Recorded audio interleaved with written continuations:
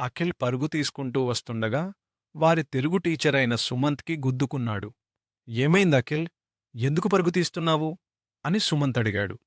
దానికి అఖిల్, సర్, తులసి నన్ను వెంబడిస్తున్నాడు అని అన్నాడు. ఇంతలో తులసి కూడా వీరిద్దరి దగ్గరకు వచ్చాడు. సుమంత్ విషయమేమిటని అడిగితే తులసి, సర్, అఖిల్ నాకు మాట ఇచ్చి ఇప్పుడు మాట తప్పుతున్నాడు. అఖిల్కి హోంవర్క్ రాస్తే నాకు స్నాక్స్ కొంటానన్నాడు. హోంవర్క్ రాసినా ఇప్పుడు విషయం తెలుసుకున్న సుమంత్ అఖిల్ని ప్రశ్నించగా అఖిల్, సర్, ఎప్పుడో ఇచ్చిన మాటను ఇప్పుడు తీర్చడమేమిటే? ఇప్పుడు మాట తీర్చకపోతే నా వెద పిడుగుపడుతుందా ఏమిటి? అని అన్నాడు. ఇదంతా విన్న సుమంత్ మాట ఇవ్వడం యొక్క ప్రాముఖ్యత తెలియజేయడానికి ఒక విషయం చెప్పాడు. ఆ విషయమేమిటంటే, ఒక ధనవంతుడైన వ్యక్తి రాత్రి తన కారులో వెళుతుండగా ఒక ముసలి వ్యక్తిని చూశాడు. అసలే రాత్రి కావటంతో చలి చాలా ఎక్కువగా ఉంది. ఆ చలికి ఆ ముసలాయన వణికిపోతున్నాడు. సరిగ్గా బట్టలు కూడా లేవు. కప్పుకోవడానికి ఏమీ లేదు.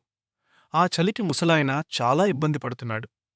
అది చూసిన ఆ ధనవంతుడు ముసలాయన దగ్గరకు వెళ్ళి, పెద్దాయనా, మీరు చలికి చాలా ఇబ్బంది పడుతున్నారు. మీరిక్కడే ఉండండి, నేను మీకు దుప్పటి తీసుకువస్తాను అని మాట ఇచ్చాడు. ఆ ధనవంతుడు ఇంటికి వెళ్ళగానే పెద్ద గొడవ జరిగింది. ఆ గొడవలో ఆ ముసలాయన విషయం మరిచిపోయాడు.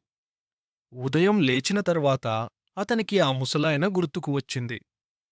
అయ్యో, ఎంత ఘోరం జరిగిపోయింది అని అనుకుంటూ దుప్పటి తీసుకుని వెంటనే అక్కడికి వెళ్ళాడు. కాని అక్కడికి వెళ్ళి చూసేసరికి ఆ ముసలాయన అక్కడ లేడు. అక్కడ ఉన్నవారిని అడిగితే ఆ ముసలాయన చనిపోయాడని తెలిసింది. రాత్రంతా చలిలో తాను ఇచ్చిన మాట కోసం ఎదురుచూస్తూ ఆ ముసలాయన అలా ప్రాణాలు కోల్పోయాడు. అరే, అనవసరంగా మాట ఇచ్చాను. మాట ఇవ్వకపోతే కనీసం బ్రతికేవాడు అని ఆ ధనవంతుడు చాలా బాధపడ్డాడు అని ఈ విషయాన్ని సుమంత్ పిల్లలిద్దరికీ చెప్పాడు. సుమంత్ పిల్లలతో ఇలా అన్నాడు. చూశారు కదా పిల్లలు, మాట ఇచ్చి దాన్ని తప్పితే పరిస్థితులు ఎలా ఉంటాయో? ఒకరికి మాట ఇస్తే దాన్ని ఎట్టి పరిస్థితుల్లోనైనా నెరవేర్చాలి. అవసరమైతే ప్రాణత్యాగానికైనా వెనుకాడకూడదు. అలా చేసినవారే మహా గొప్పవారు. షిబి, బలిచక్రవర్తి వంటివారు. వారు తమ ప్రాణాన్నే లెక్క చేయకుండా ఇచ్చిన మాటకు కట్టుబడ్డారు. మనం కూడా అలానే ఉండాలి. అభిమానం అనే ఆభరణం ధరించినవారు ఇచ్చిన మాటను తప్పరు. అందుకే మాట తిరుగు అని సుమంత్ పిల్లలిద్దరికీ అర్థమయ్యే విధంగా వివరించాడు. దానికి పిల్లలు ఇలా చెప్పారు. అవును సార్, మాట ఇస్తే దాన్ని ఖచ్చితంగా నిలబెట్టుకోవాలి. ఒకవేళ నెరవేర్చకపోతే ఇలాంటి దుర్ఘటనలు జరగవచ్చు. మాకు మాట ఇవ్వడం యొక్క ప్రాముఖ్యత చెప్పినందుకు ధన్యవాదాలు. ఇక ముందు మేము ఊరికే మాట ఇవ్వము.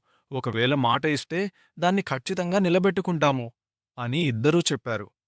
ఆ తర్వాత అఖిల్ తులసిని తీసుకెళ్ళి, అయితే ఎవరికి వారి సొంతంగా చేసుకోవాల్సిన హోంవర్క్ను అఖిల్ తులసితో రాయించడం, అలాగే తులసి అఖిల్ హోంవర్క్ రాయడం చూసి సుమంత్ సర్ సరదాగా ఇద్దరికీ ముటికాయలు వేశారు.